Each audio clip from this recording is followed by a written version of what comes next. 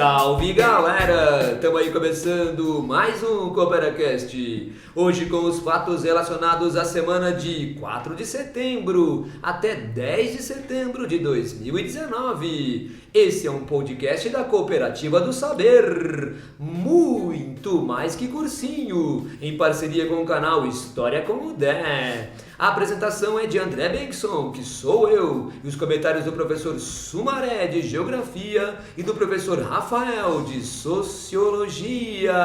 E começamos bem, começamos com o Jogo Rápido. É jogo rápido, é jogo em 1 minuto, salve Sumaré. E aí, professor André, professor Rafa, e aí galera, no Jogo Rápido de hoje, notícia bombástica pelo principal canal de comunicação oficial do governo dos Estados Unidos, o Twitter. Trump demite John Bolton. John Bolton, que era um homem forte do governo Trump, é um cara que está envolvido aí com a ascensão muito grande dos governos de direita pelo mundo, inclusive no Brasil com o Bolsonaro, se reuniu com a família Bolsonaro durante o período eleitoral. Ele é considerado aí um dos grandes nomes da questão do Big Data e da junção dessas informações e a divulgação de notícias por redes sociais, WhatsApp e afins, e é estudado atualmente aí numa série de meios da ciência política como um dos vieses, vamos dizer assim, da eleição e ascensão da direita. Ele foi demitido pelo Trump, e aí foi um Twitter do Trump dizendo que tá demitido, né, no tempo do aprendiz ali, e um Twitter do Bolton dizendo, não, tá tudo bem, eu me demiti, tá tudo ok ali. Então, Twitters amigáveis entre os dois, foi uma carta de demissão apresentada pelo Bolton hoje de manhã, mas coisas vêm por aí. Qual pode ser o grande motivo dessa treta e dessa cisão dentro do governo, quase que uma fragmentação do governo dos Estados Unidos com essa separação, consequência de uma notícia da semana passada, do CooperaCast da semana passada, a aproximação aí de uma negociação entre o governo dos Estados Unidos e o Talibã para findar a guerra do Afeganistão. Nós falamos no CooperaCast da semana passada. Se você não ouviu ainda, dá uma ouvidinha lá. E isso pode ser uma das causas dessa cisão no governo dos Estados Unidos. É isso aí. Valeu, Sumaré. Agora é jogo rápido, jogo em 1 minuto. E aí, professor Rafa? Fala galera, bom dia, boa tarde, boa noite para vocês que estão nos ouvindo no nosso CooperaCast. A minha notícia da semana se dá pelo fato de um vídeo também divulgado em redes sociais do ideólogo do bolsonarismo brasileiro, o filósofo Olavo de Carvalho, que nos seus estudos, segundo o próprio, menciona que as letras dos Beatles foram inspiradas ou foram escritas pelo filósofo Theodor Adorno. Não, você é burro, cara, que loucura.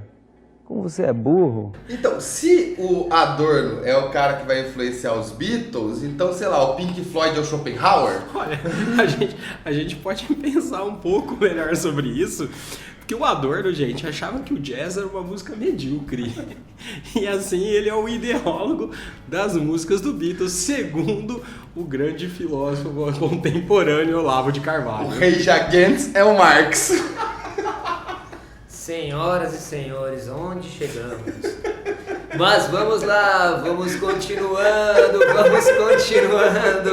com o CooperaCast. E agora, professor Rafa, atenção para o Se Liga na Coopera. A Judith Butler é o Queen. Ô, gente, se liga na Coopera e aproveita, não esquece, esse fim de semana na Coopera teremos o simulado Unicamp. Não deixa para a última hora para fazer a sua inscrição. Faça a sua inscrição e vem aqui, vamos fazer o simulado da Unicamp, vamos, reta final de preparação, vamos prestar atenção nos simulados também para chegar na hora da prova e a gente brilhar e a gente deitar muito mais do que cursinho Cooperativa do Saber. Beleza, professor Rafa, valeu aí pela dica. E continuando com o CooperaCast dessa semana, chegamos nos temas quentes da semana. Temas quentes da semana e, como sempre, eu trouxe aqui nos estúdios avançados do CooperaCast o baú da história. Vamos abrindo o baú da história. E olha só o que o baú da história nos diz essa semana. Tem várias coisas, viu? Olha, tem uma coisa, por exemplo, que fala sobre Olimpíadas. Tem várias coisas ligadas ao tema Olimpíadas. Vejam só, vejam só.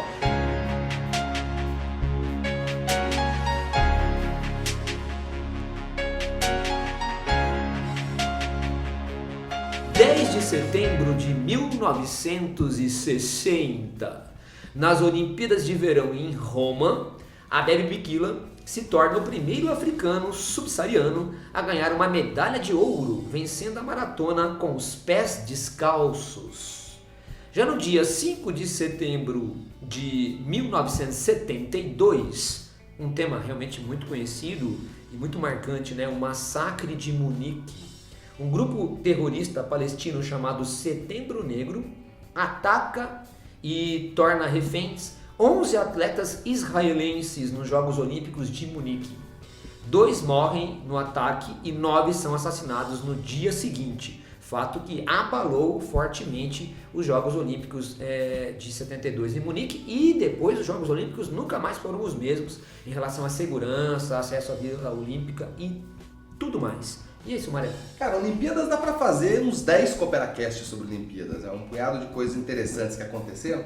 Sobre essas 2 Olimpíadas, a gente tem essas datas que condizem com essa semana, mas tem coisas interessantes para falar sobre essas Olimpíadas também. Na Olimpíada de 60, em Roma, por exemplo, é quando o jovem rapaz, o jovem molecote Cassius Clay ganha medalha de ouro do boxe.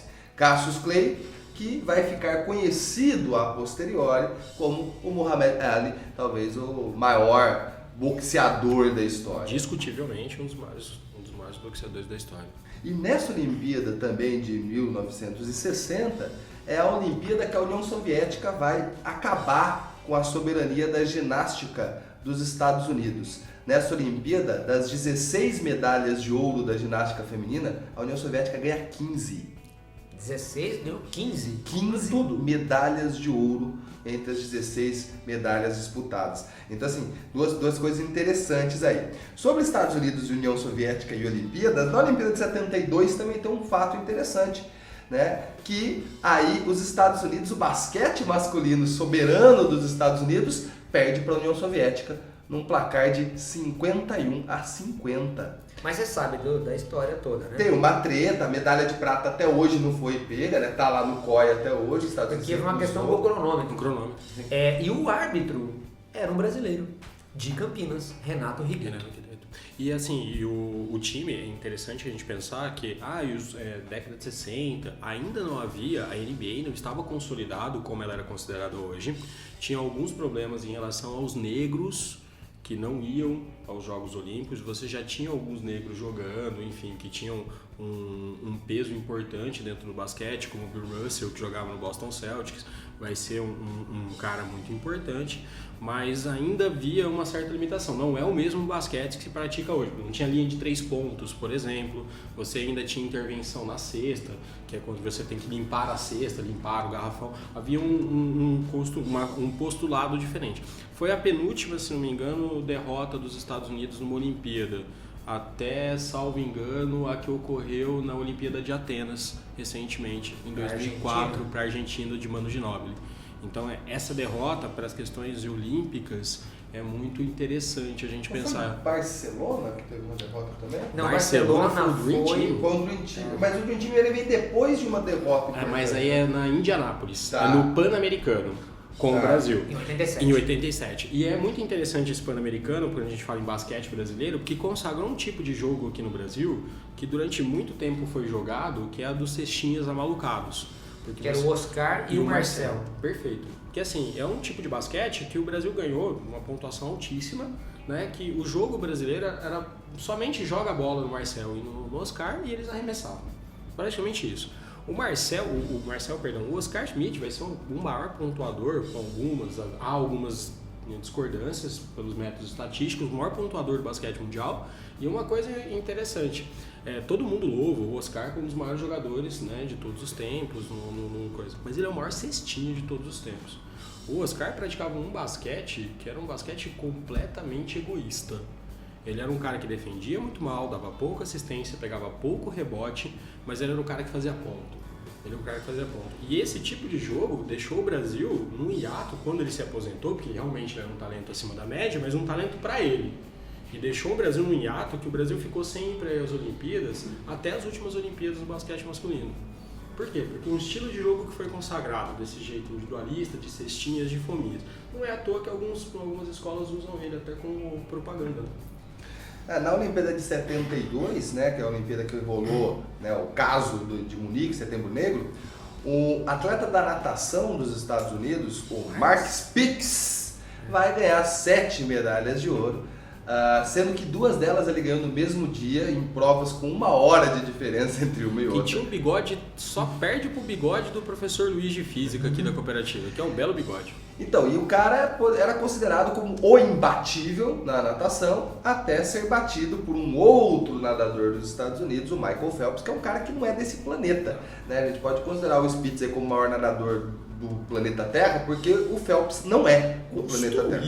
Praticamente, né? Não é, ele é de outro planeta. E o Spitz era judeu, né? E ele foi um dos que vai sair nas correrias, né? Vai sair fugido, vamos dizer assim, de Munique, porque ele era um dos alvos, podemos dizer aí, possíveis do Setembro Negro. Beleza. Vamos continuando aqui com o baú da história, que tem uma história aqui sensacional. O baú da história aqui tá pululando, trazendo o tema, olha esse tema, guilhotina. Quem imaginou que um dia um tema do Cooperacast seria guilhotina? Mas é maravilhoso.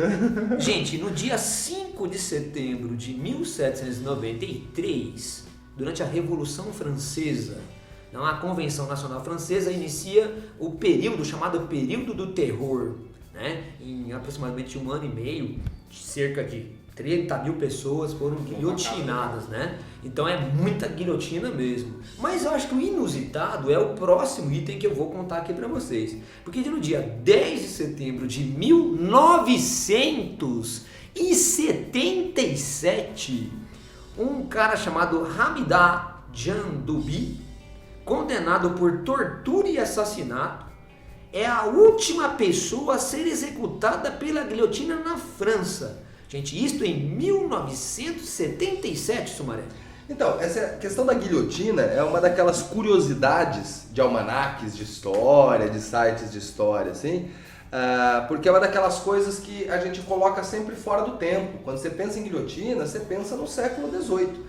Você fala, não, cara, teve uma pessoa que foi guilhotinada em 77. Você fala, como assim? Né? O professor André já ia para a escola, né, e estava rolando aí pessoas sendo guilhotinadas na França ainda. Então é um negócio surreal, né, cara? Dos anos 70, final dos anos 70 do século XX, né, tem pessoa guilhotinada. E aí eu fico imaginando, né, a pessoa sendo guilhotinada, para ter a guilhotina tem que ter o cara, né, o carrasco. Funcionário público, o carrasco. O Caco poderia estar puxando... Que fez concurso para carrasco. Então, aí quando acabou a guilhotina, esse cara foi fazer o quê? Servichado o Congresso, assim, no Parlamento? Mas engraçado, a gente fala em guilhotina e tal, a gente tá brincando, e é uma curiosidade muito interessante pensar em 1977 pessoa ser guilhotinada, mas a guilhotina foi inventada justamente para humanizar a execução. Se isso pode ser considerado possível, né? A gente tem casos interessantes, né? O professor André pode lembrar bem, o caso da execução de Ana Bolena, né? A Ana Bolena foi executada com um machado, não é isso? Então na Inglaterra não havia então a guilhotina, havia o nobre, não era enforcado, esse seria o machado, né? E aí o Henrique VIII, com dó da ex-esposa inclusive, contratou o melhor carrasco da Europa. Porque, veja, se você vai ter um machado no pescoço, é muito importante que o executor não erre. Concorda Exatamente. comigo? Porque o rei Carlos I, o cara errou e deu no meio da vértebra dele uma hora e da segunda tentativa deu na moleira do aqui por cima, na tampinha dele. O cara levou 3 machadadas pra ser. E às vezes também não era com machado, era uma espada, porque eles faziam uma espada diferente, que era uma espada contrabalanceada de forma distinta, que o peso da ponta era mais pesado para a pessoa ser morta. Então a guilhotina humanizou um pouco esse processo de morte. A questão da execução, né, e essa questão do acertar e cortar a cabeça, ela vai ser muito utilizada também na cultura pop. né? O caso das execuções é um dos elementos fundamentais, por exemplo, no Game of Thrones. Né? No livro e na série, a ideia de quem pratica, o que é o carrasco, a questão da nobreza, ser você o executor. E tem um dos momentos aí da história que o cara vai errar, vai ter os vários golpes, o que é considerado algo, cara, violento. Né? Então, tipo, cortar numa só... Ok. Cortar em várias. E é melhor, gente, mas é interessante, porque a forca é um negócio de sofrimento absurdo. Né? Se você ainda mais se o cara não quebrasse o pescoço durante a forca. A pessoa ficava lá sufocando até morrer. Então, se o cara desse sorte que ele quebrava o pescoço, morria rápido. No caso da execução do machado, quebrar também o acertar de prima era da hora. Quando que o Dr. Guilhotin inventa a guilhotina, é um aparelho que tem, de certa forma, tem umas questões mecânicas envolvidas, peso de lâmina tal, e tudo mais. A execução era rápida, simples e a possibilidade de você conseguir, em 1 ano e meio, mandar quase 30 mil pessoas pro colo do capiroto. É bastante Gente pra cacete. Só em Londres foi cerca de... Em Paris, desculpa, só em Paris foi cerca de 3 mil pessoas em Paris, né? Um negócio assim. Então, o resto... É espalhado pela França, né? Se você somar tudo, dá um número absurdo como esse, né? Gente, mas você falou, Sumaré, em Game of Thrones, é isso? Falei em Game of Thrones. Cara, você me lembra então um tema que o baú da história aqui também, olha, abrindo o baú da história, ele tá falando aqui, ó, tema cultura. Tema cultura. E aí, olha só essas coisas ligadas ao tema cultura. No dia 9 de setembro de 1886, teve a Convenção de Berna, na Suíça, que trata da proteção das obras literárias e artísticas. Essa história de direito autoral, começa essa discussão ali no final do século XIX. Já no dia 8 de setembro de 1966, a famosa série de televisão de ficção científica americana Star Trek estreia com o seu primeiro episódio, The Man Trap. Muito bem, então Star Trek começando lá em 1966, uma série que se tornou realmente icônica, principalmente depois, a partir das suas repetições, né, nos anos 70 na televisão americana. Tornou-se cult, vamos dizer assim. Né? Agora, no dia 10 de setembro de 1993, teve a estreia da série Arquivo X. Eu estou falando, na verdade, tudo isso ligado à ideia de cultura, porque nessa semana o prefeito do Rio de Janeiro, o senhor Crivella, mandou proibir, ou pelo menos esconder da visão pública, uma história em quadrinhos, né, lá no Rio de Janeiro, A Cruzada das Crianças. E aí, Sumaré? Vamos começar a falar do Crivella e da Bienal, né? Cara, essa história em quadrinhos não foi publicada essa semana, é uma história em quadrinhos de 2012. Foi lançada no Brasil em 2016, então assim, no Brasil ela já tem um tempo. Ela foi publicada nos Estados Unidos em fascículos, em publicações mensais, e vai ser publicado no Brasil num condensado, num aglomerado, no arco de histórias. Não é a primeira vez que aparece um beijo entre duas pessoas do mesmo sexo na história em quadrinhos, então assim, nem é o primeiro caso. É uma história que o foco não é esse, é uma história, na minha concepção, na minha visão de nerd, vamos pensar assim, a minha visão de nerd, enquanto a história dentro do arco do universo Marvel, é uma história que nem é uma das mais significativas, é uma história que vai vir depois lá da Dinastia M, depois que a Feiticeira Escarlate enlouquece e tal, então vão surgir aí crianças, vamos dizer, novos Vingadores, e aí por isso que o título é A Cruzada das Crianças. São 8 heróis que têm características muito parecidas com os heróis dos Vingadores originais, então que lembra a Feiticeira Escarlate. O Icano, que é um dos personagens do beijo, ele é filho da Feiticeira Escarlate. Aí tem um que vai lembrar o Hulk, né, que é o outro cara, que é o teu beijo aí. Então são dois, e além disso tem mais 6 outros personagens. E esses dois personagens, o Icano e o Hulk, que são os dois que vão se beijar, eles são namorados já há uma cara, então não é ali que mostra o namoro, é o primeiro beijo desenhado, mas não é ali que mostra o namoro. E aí, com certeza a galera deve ter procurado na internet, ou chegou até si, né, essa imagem, cara, é uma imagem no meio da revista lá, tal, é uma figura no meio da revista. Então, daí até ser vinculado, né, como divulgação, né, de homofobia, de homossexualidade, né, é um absurdo, é um passo sem tamanho, né, um passo absurdo. E aí a gente, cara, tá em 2019, estamos em 2019, aí você vê imagens da pessoas fardadas entrando numa Bienal, né, de livros e para confiscar obras literárias, né? Gente, isso é um descabimento tão grande, né? Confiscar obras literárias, porque aí depois da história em quadrinhos, a história em quadrinhos, vamos dizer, é o começo do processo, mas daí vai para um monte de outras coisas, vários livros tal, foram perseguidos aí. A parte engraçada, vamos dizer, da coisa aí é que a história em quadrinhos esgotou em 1 hora, né, depois desse comentário do Crivella. Hoje você consegue comprar pelo Mercado Livre por até R$250, tem gente lucrando em cima disso. Eu adoro. O capitalismo é um negócio lindo. E o autor da história, né, o Alan Heimer, fez um comentário aí essa semana, dizendo que ele vai chamar o Crivella para lançar todos os próximos títulos dele também. Muito bem, professor Sumaré. Na verdade, temos até mais coisas sobre cultura que a gente pode comentar, né, ao longo dessa semana, que é, por exemplo, no dia 6 de setembro de 97, teve o funeral da Lady Di, não é? Faleceu num acidente de carro, né? E 2,5 bilhões de pessoas assistiram pela TV este funeral. Isso é cultura, professor André?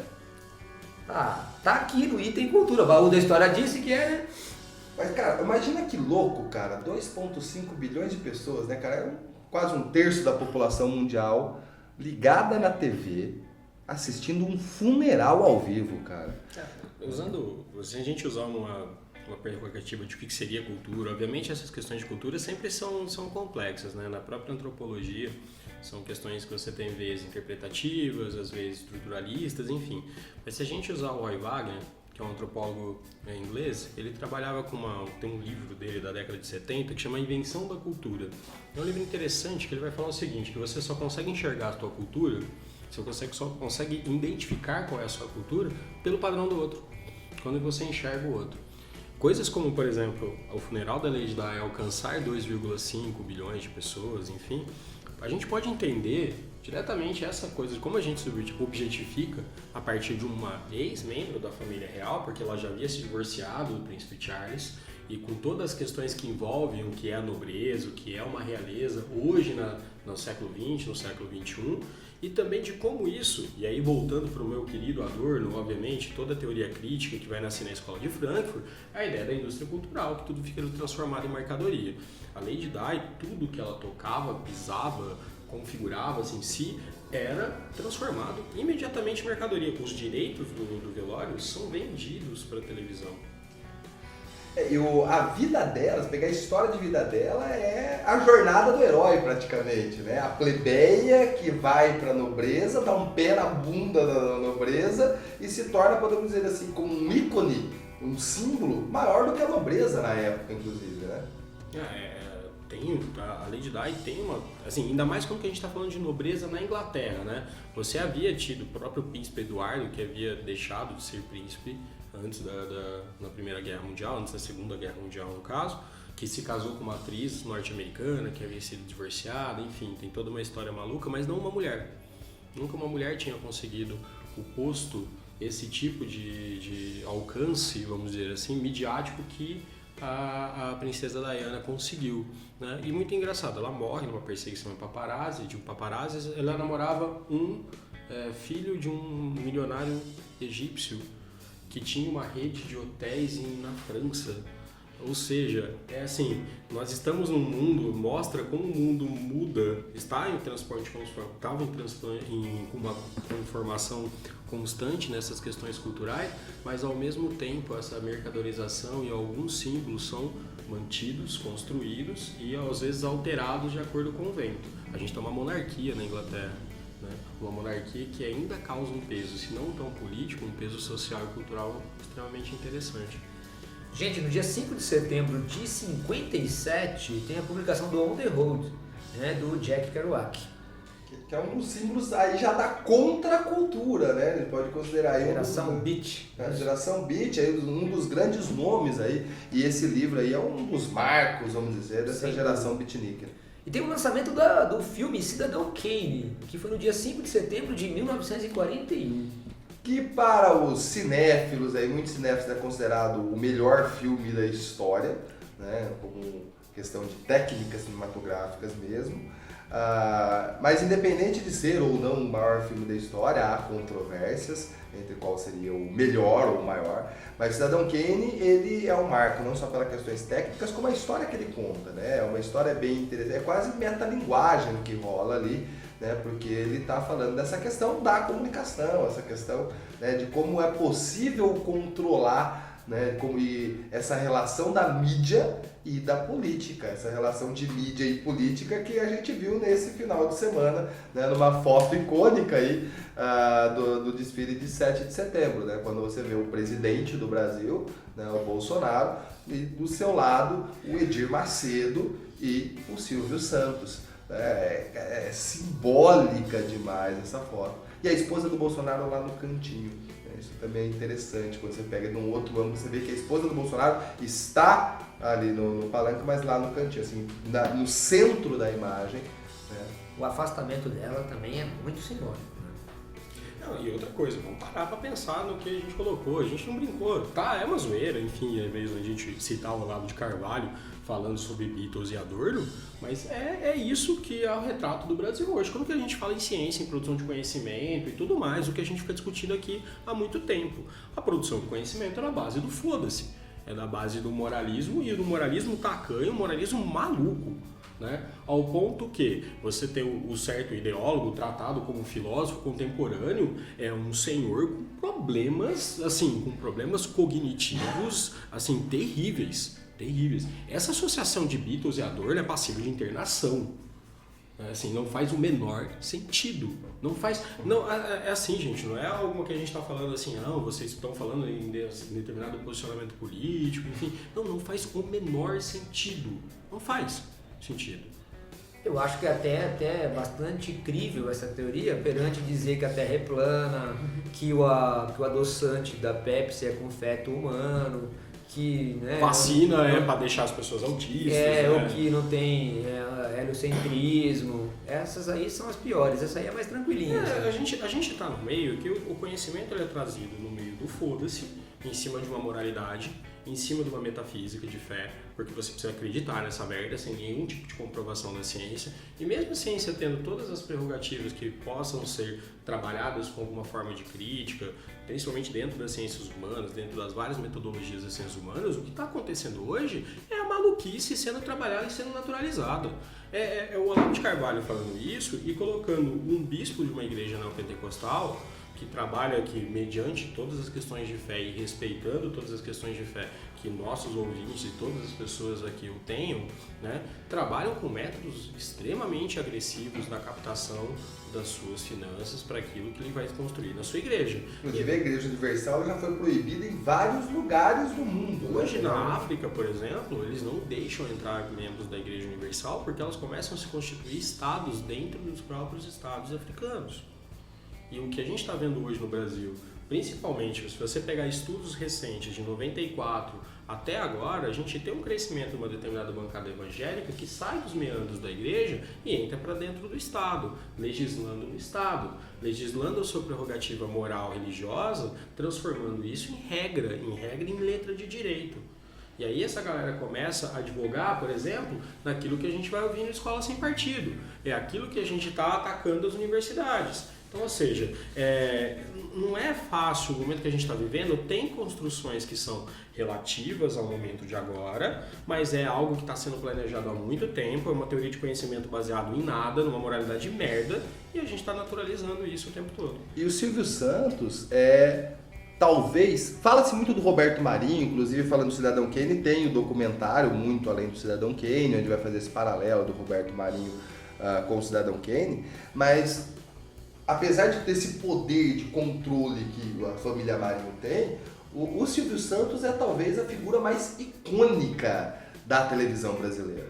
né? Porque tem toda aquela ideia também da jornada do herói, né? O camelô que ficou milionário, que tem o seu canal de TV, é o cara que aparece semanalmente na TV. Há quantos anos você tem um programa do Silvio Santos, né? Conseguiu a sua própria rede de TV e o canal de TV que chegou a disputar, né, com a Rede Globo em alguns momentos, alguma coisa. Então é uma figura midiática. E colocar lá o Silvio Santos, o Edir Macedo, né, é uma ideia de virar para a Globo e falar, ó, você fica esperta, eu continuo te mandando dinheiro, continuo entrando dinheiro na Globo e tal, então se você é inimiga, eu vejo quase uma guerra fria, né? Nós somos rivais, eu vou cutucar você, você vai me cutucar e a gente mantém aí essa cumplicidade, né? Eu não mexo de verdade com você e você não mexe de verdade comigo. Gente, mas vocês estão falando isso aí, mas aqui o baú da história não para de apitar. Nossa, hoje tá realmente um dia muito movimentado no baú da história e tem coisas aqui relacionadas ao Brasil. Já que a gente está falando, inclusive, várias coisas sobre o Brasil, não é? Olha só, por exemplo, né, no dia 7 de setembro de 1822, Dom Pedro I declara o Brasil independente de Portugal nas margens do Riacho Ipiranga, em São Paulo. Já no dia 7 de setembro, mais de 1906, olha aqui, coincidência de data, inclusive, né, 7 de setembro, Santos Dumont voa sua aeronave 14 bis em Bagatelle, França, com sucesso pela primeira vez. A ideia, né, do que o mais pesado do que o ar, e o 14 bis ali consegue planar por alguns metros lá no 7 de setembro de 1906. É tão coincidência que até me faz questionar se é coincidência, né? Provavelmente o Santos Dumont pensou em fazer isso na data. Mas sabe o que eu queria ver? Como que o Santos Dumont reagiria ao Crivella apreendendo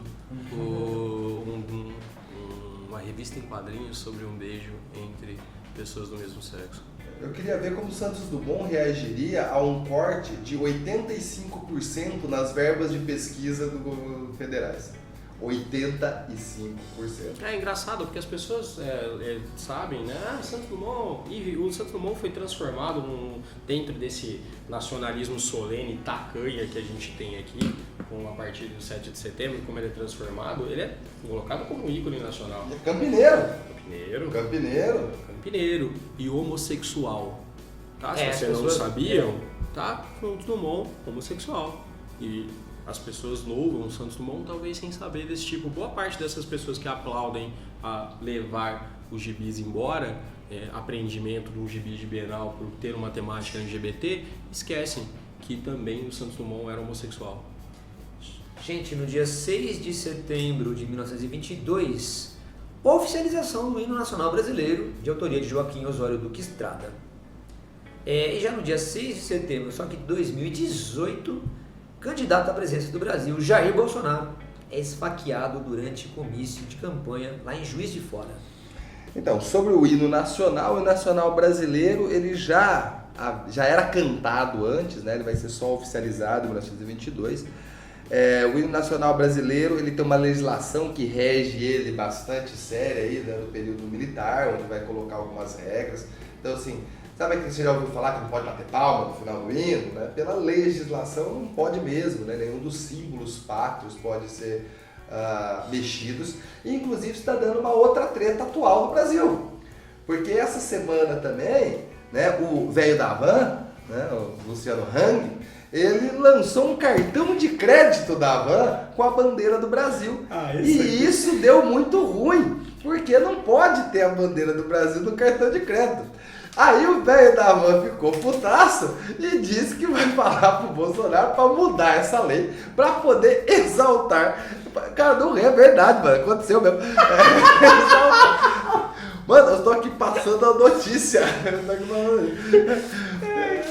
E aí vai mudar essa lei, porque é um absurdo não poder exaltar os símbolos pátrios. E tá as pessoas, né? 22? Já era que tava? Em 1922, o presidente era Epitácio Pessoa. Epitácio Pessoa, né? Ele vai entregar o cargo no dia 15 de novembro de 22 Que para o Arthur Bernardes. Que o Arthur Bernardes vai ter uma relação mais conflituosa com o clube militar, né? Sim. Que é por conta até da... Provavelmente das ele cargas. estava depois das eleições, que as eleições sempre eram em março, né? Sim. 15 de março após 15 de novembro. Falar em eleições, aí pulando já para 2018, né? Para muitos analistas, essa facada aí é um dos elementos cruciais para a decisão Eu sou um deles. né, do resultado na eleição do ano passado. Eu sou um Né? deles. Porque, cara, 6 de setembro a eleição vai ser em outubro, né? Um tempo curto aí, né? Que é um período que você tem um auge.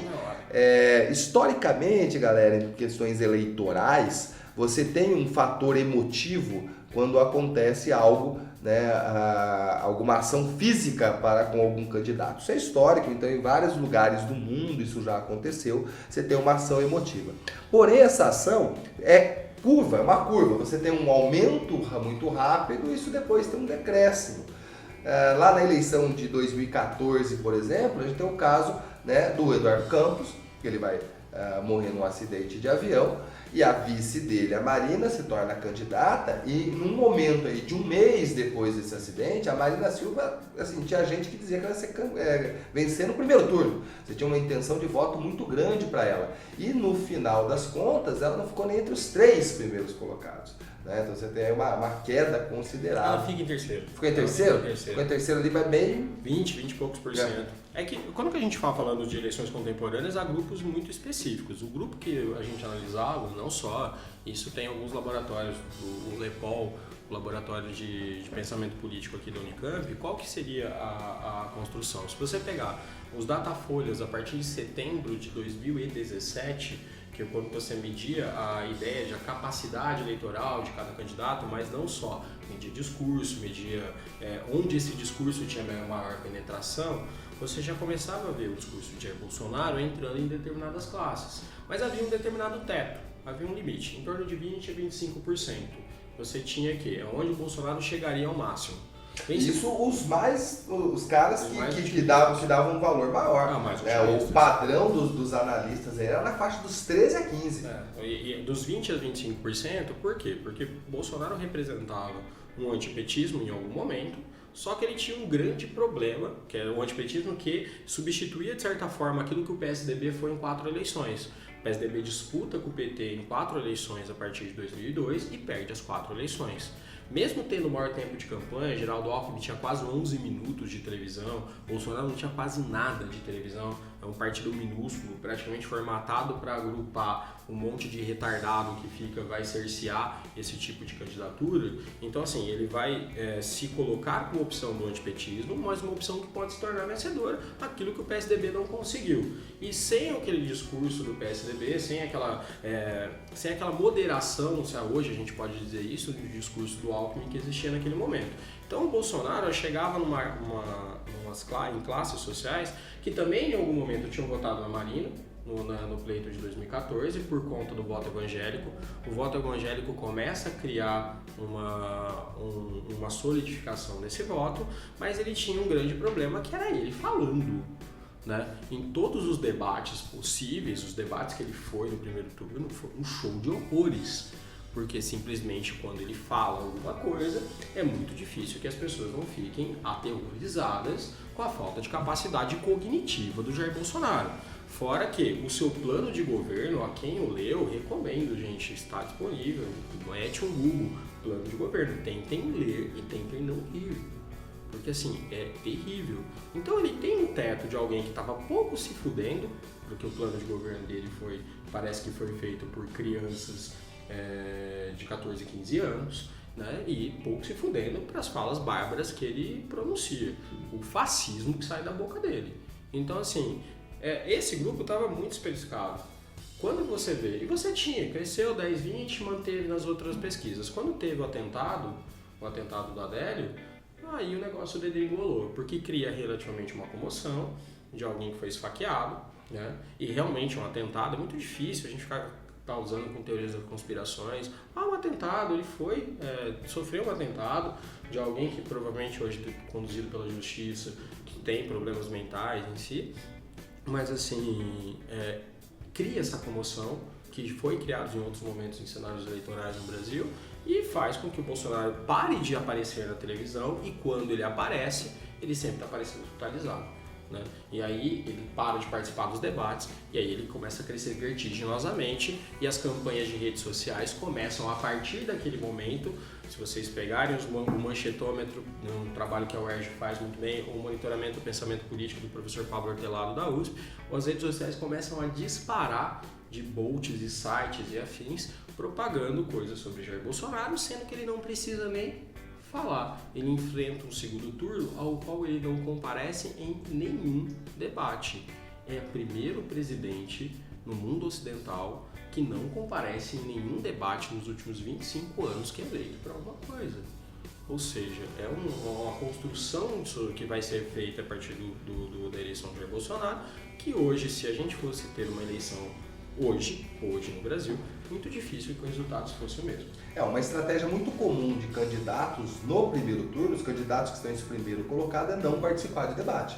Então o Fernando Henrique fez isso, ele não participava de debates, o Lula não participava de debates, a Dilma não participava de debates, o Collor não participava de debates. Então no primeiro turno é uma estratégia assim, clássica, né, de debate. Você tem lá um monte de candidatos, você sendo o primeiro colocado na pesquisa, você estando no debate, todo mundo vai se direcionar a você. Você sai dali e deixa eles se matarem, né? Porque você está em primeiro. Então a chance de você perder para dois ali subirem para você é pequena. Então isso é uma estratégia comum. Porém, aí vem o ponto que o professor Rafa falou, o segundo turno. No segundo turno são só dois candidatos. Então aí dois candidatos pega muito mal você não participar, porque é você fugir do debate, é você não falar, né? Você não discutir, não mostrar suas ideias. Então assim, é natural que num segundo turno você participe do debate. Então assim, o Collor que não foi no primeiro turno, eleição de primeiro turno, o debate do primeiro turno, foi o debate do segundo. Ele chegou aí nos primeiros ele chegou aí, mas quando ele cresce, ele parou, mas aí depois no segundo turno ele vai. Ele vai em todos. Aí o caso do Fernando Henrique não teve segundo turno, aí o Lula no primeiro turno ele não participa, no segundo turno ele vai em todos os debates, a Dilma no primeiro turno não participa e vai no segundo turno no debate. Né? Então o caso do Bolsonaro é ele não participar no segundo turno, isso é bastante... É muito significativo. É muito significativo. E além dessa questão, assim, não há dúvidas, a gente tem que tentar, até a gente precisa entender a eleição no Brasil no grau de insatisfação que existe, principalmente a partir de 2014.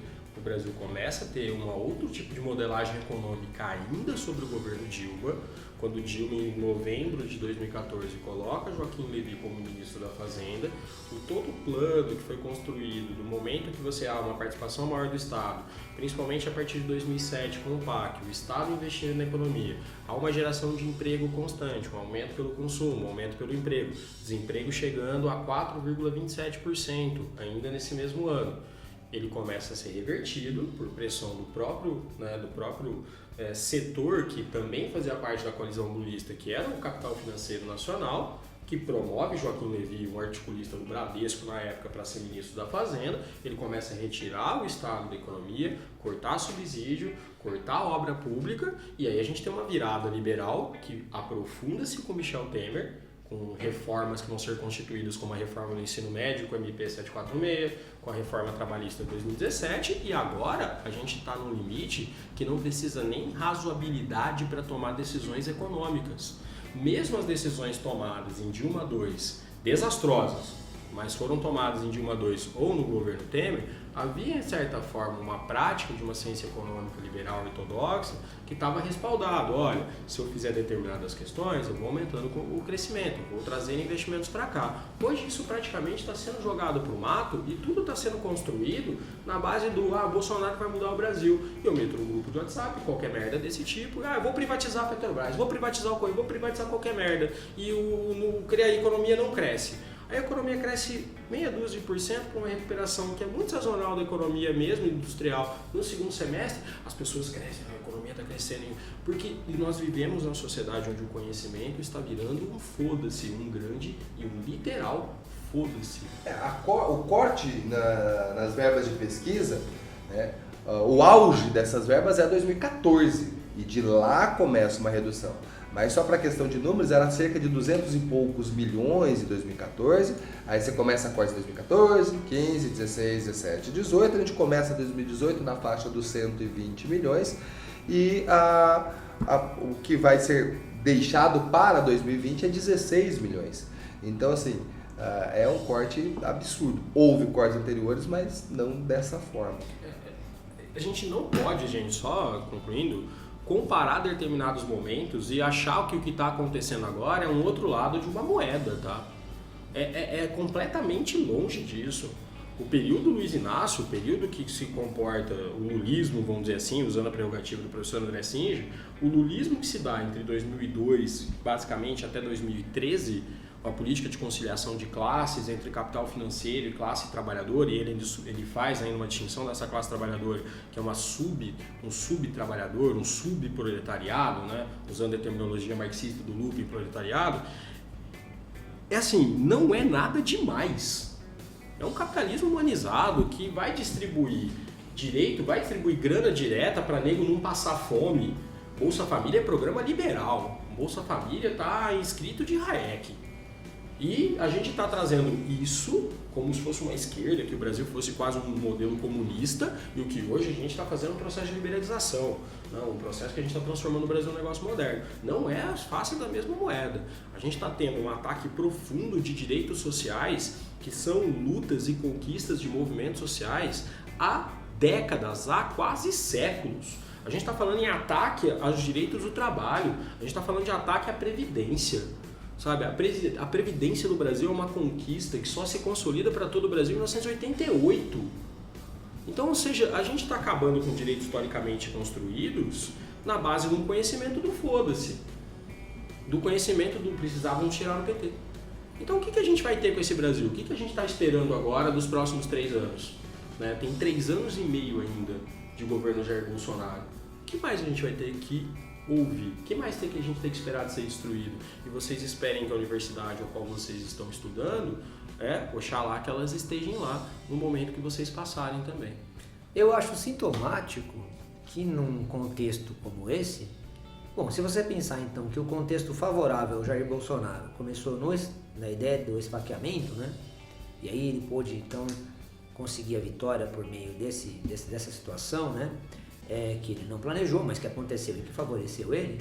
É engraçadíssimo e interessantíssimo pensar que nessa semana ele, dentro desse contexto de questionamento e tudo mais, tudo bem, ele passou por uma cirurgia de hérnia, não é?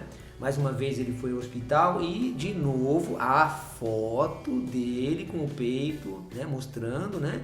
E o seu filho, inclusive, do lado com um revólver no bolso, né? Então ele volta a um tipo de divulgação semelhante à época do esfaqueamento, né? Então a sua popularidade está em queda Isso, constante. como se ele tivesse saudade desse momento de crescimento, ele apela para a mesma questão, né? É interessante isso, né? E assim, no momento que a popularidade dele cai, aí, mas professor, eu vi nas redes sociais, eu vou nas redes sociais. Gente, pesquisas como as que são feitas, elas têm margem de erro, obviamente, elas podem ter alguma coisa que podem ser construídas de forma que os pesquisadores achem que não for uma metodologia aceitável. Mas, gente, pesquisa é coisa séria. Pesquisa de opiniões, pesquisas políticas são coisas muito sérias, são difíceis de fazer. Então, há uma queda de popularidade do presidente da República. Por quê? Mamadeira de piroca não sustenta as pessoas a longo prazo. Falta materialidade, falta emprego. O desemprego hoje no Brasil está na casa de 13,7%. Puta, professor, mas teve uma diminuição no trimestre passado. Sim, mas nunca no Brasil a gente teve tanto subemprego. E hoje nós temos um grande problema. O problema do quê? A gente tem a uberização do trabalho. Hoje somos, no Brasil, quase 5 milhões de pessoas entregando comida na rua. Se mistura emprego com ocupação. Exato, e a renda do trabalho. E o que é mais interessante é que a gente precisa concentrar qual que foi a dádiva econômica do governo Lula, não é Bolsa Família. A dádiva econômica do governo Lula foi o aumento sistemático do salário mínimo, porque o salário mínimo influencia em outros aspectos da economia. Então, você teve um aumento do salário mínimo constante, um aumento do consumo. de uma classe média, enfim, há aí epistemologias de classe média que partem da sociologia da economia, mas dentro de uma ideia de classe média da economia, a qual você tem faixas de renda, a galera consome mais. O que está acontecendo agora é a população está ocupada com o Uber. Olha, não, mas o cara do Uber, ele está ganhando seu dinheiro, ele não está passando fome, mas a renda do trabalho diminui. E se a renda do trabalho diminui, você, que seu pai, ou sei lá, sua família, que tem uma vendinha na esquina, o cara vai escolher antes de tomar uma cerveja na sua venda da esquina ou de comprar um pão na padaria. Se vocês olharem dados da rede Secovi, recentemente na região de Campinas, há um decréscimo de 27% dos imóveis. Ou seja, 27% dos imóveis comerciais estão sendo entregues, porque não estão sendo alugados, porque as pessoas não conseguem mais pagar os aluguéis, não conseguem mais ter o comércio, porque não tem quem consuma, porque a renda do trabalho está diminuindo, as pessoas escolhem comprar comida.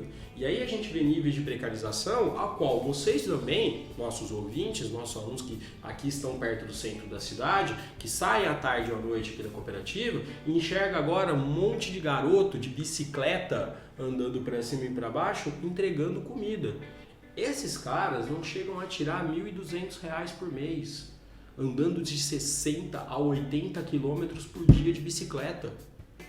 Então a gente está numa fase que essa economia está sendo construída, essa liberalização da economia está sendo construída, que pode chegar numa barbárie que talvez seria necessário no controle dessa barbárie o postulado da violência. E a gente sabe muito bem como o Estado brasileiro soube usar a violência dentro dos seus aparelhos. E aí tem o tweet do Carlos Bolsonaro que é bastante sintomático num momento como esse. Quando você tem um dos filhos posando com uma arma no hospital, você tem um outro filho dizendo que por meios democráticos não se alcançaria, né, a solução para o país. Então, cara, se isso não é uma ameaça, eu não sei o que é. E tem... Na verdade, as duas coisas são muito ameaçadoras. Uma foto, uma pessoa armada num hospital... No hospital do presidente. É muito ameaçador. É muito ameaçador na minha visão. E aí um tweet dizendo, né, que por vias democráticas não vai dar. Tem um trabalho do professor Fernando Teixeira, que ele faz um trabalho muito interessante, que ele estuda o golpe de 64 por uma ótica que talvez a gente não trabalhe muito, até por questões de tempo, enfim, de recortes dentro do cursinho, que é o acesso dos trabalhadores a direitos. Então ele começa a ver que a partir de 1955, quando a Justiça do Trabalho vai ter uma outra renovação e ter uma certa consolidação do que a gente conhece hoje como Justiça do Trabalho, os trabalhadores conseguem acessar via Justiça, conseguem conquistas jurídicas dos seus direitos. E é um aumento muito significativo na década de 60 dessas conquistas.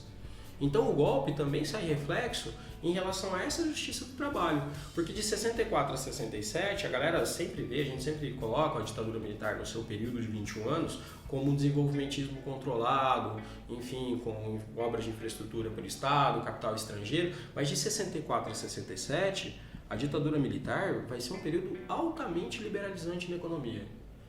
Altamente liberalizante, com ataque a direitos dos trabalhadores, os arroxos salariais que vão durar durante todo o milagre brasileiro.